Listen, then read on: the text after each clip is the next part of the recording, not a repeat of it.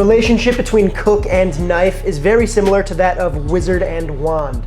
It is the most important tool for the job. So when a local artisan knife maker reached out and offered to forge me my very own custom chef's knife, I squeaked, peed a little in excitement, then jumped on the opportunity. Let's go make a knife. We're here with Max Schroeder, bladesmith and master of Wardrum Forge. Tell us a little bit about what we got going on here. Cool. I started Wardrum Forge. This is a COVID hobby that turned into a part-time job. Today we're going to be making a San Mai style blade, and it's going to get pretty cool. Actually, it's going to get pretty hot, and we're going to see how this turns out. Sick. Let's go. Cool. Step one, we've decided what type of blade we're going to make. We're going to be making a San Mai blade. San Mai means 3 layers. Let's get started. Time to chop? Time to chop. Let's go. The first thing we did was chose our steel layers, cut them down to size, then sanded down the rough edges.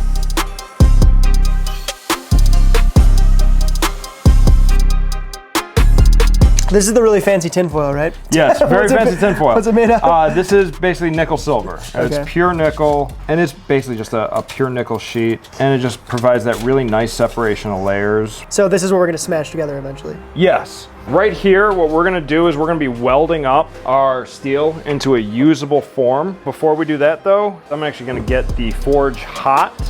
This is a forced air burner. You'll see the hot air circulating in there. It'll spin, and that whole thing will get very, very hot. But it'll take about 15-20 minutes to get up to temp. Got you. Close that guy up, and that's just gonna keep getting hotter and hotter until we're ready to do our thing. Sick. While we waited for Lucifer's microwave to heat up, Max got going on the welds. You'll notice that's a bit warmer now. Now we cook it.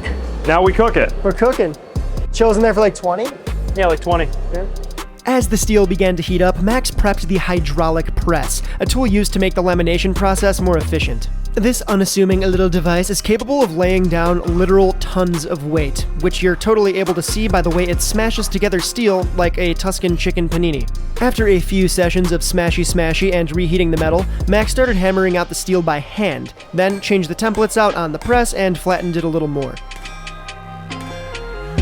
This stage of the knife making process is all about heating the metal to a manageable temperature, shaping it as much as possible on the time that it takes to cool down, then reheating it and starting again until it takes on the shape that you're going for.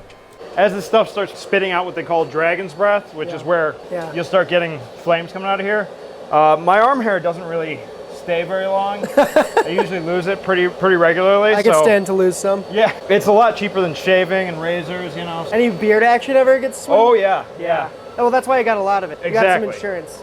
It used to be about down to here. No. I warned him that I'd probably screw the knife up, but Max insisted that I give it a go. All right, so Flip it upside down. flip it upside down like There you that. go, perfect. And then just smash away. You want to move the steel, not the hammer. Very much like you're pushing an onion through a knife. I'm gonna be here for 17 days if I continue doing this.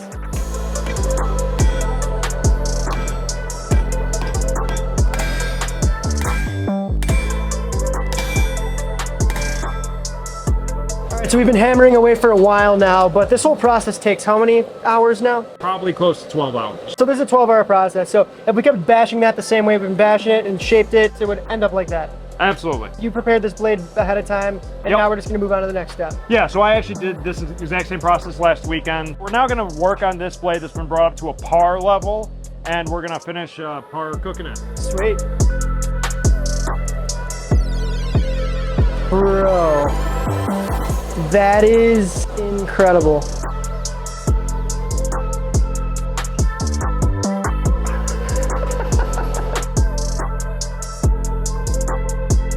All right, so we're about ready to put this in the kiln.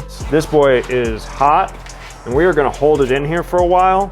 Now this is electric, much like a pottery kiln, so it is much hotter than it looks. We're gonna let that sit for a little bit. Cool. After about 20 minutes or so in the insanely hot kiln, It's medium rare. Max guided me to quench the blade in an oil bath to cool it down. Then after that quench, it's directly into a vise to chill out a bit. When we take it out of the quench, this is the most difficult spot for a knife to be. It is now at the most brittle. This thing is like glass. If it drops, it'll shatter. Scary.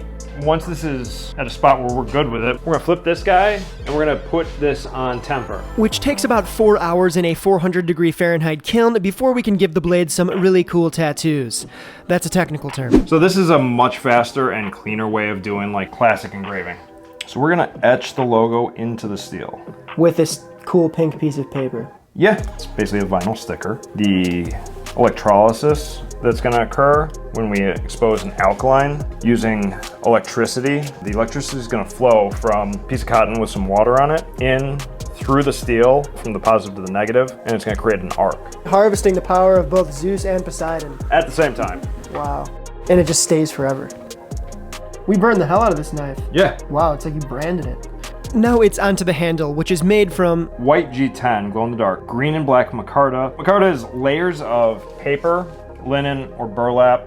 They layer it, put it into a mold with a absolute ton of epoxy, and then compress. One thing that you told me about this that I think is really cool is the wetter it gets, the more grip you have on it. The layers of the fibers in there, you're gonna have pockets or spots where you can actually, there's paper there. No matter how smooth you smooth it out, you're gonna be able to feel through that epoxy, you're gonna be able to feel the actual paper. And as it gets wet, you're gonna feel those fibers, not and be like, oh, that feels like fiber. You're gonna go like, hey, I'm not losing my grip, this is great.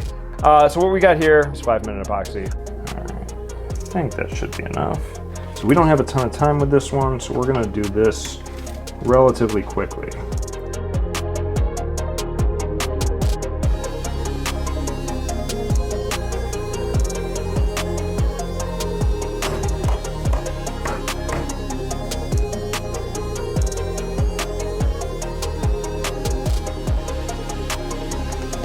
Sculpture, dude. Yeah. All right. Woo, nice work. That's gonna sit there for about an hour or so. Then we're gonna go, we're gonna shape the handle up, clean it up, do a few different things there. Then we're gonna cut something. Sick. Let's do it. Cool. As we unscrew this, there's no gaps, everything's solid. So yeah, this should be pretty dope when we're all finished. Tight. What we're gonna do is we're gonna shape this handle and then we're gonna etch it. We're gonna be using your hands a lot because you're gonna be holding this knife more than anyone else. Custom? That's crazy. Yeah.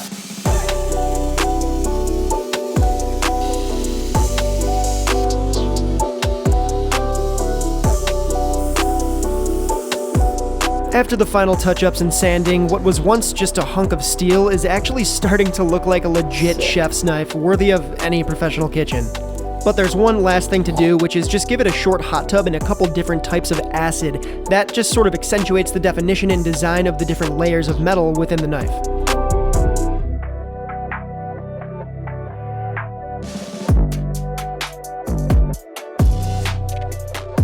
And that, my friends, is how to make a chef's knife. Max, thank you so much, man. Go check them out. Wardrum Forge, Instagram, TikTok, online. And .com. .com. If you want to pick one of these knives up, check it out. Dude, you're a super great teacher, and I appreciate you letting us, the liability, come into your workspace. Nobody got hurt. All the eyes, fingers, most of the Well, fingers. all right, man. Well, I appreciate you. Thanks Hey, again. absolutely.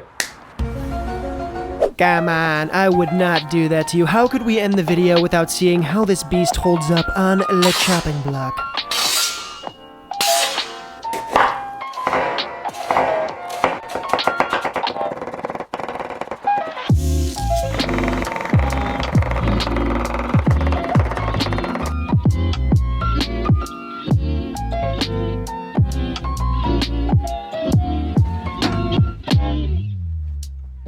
All the classic YouTube stuff. If you like the video, got any value out of it whatsoever, hit us with a like, it really helps us out. If you're new here, consider subscribing to the channel. And if you like the video, be sure to share it with your friends. We're trying to spread the good word here. Oh dang, gotta maybe not do that. Yeah, that's pretty much all from me, so until next time, au revoir.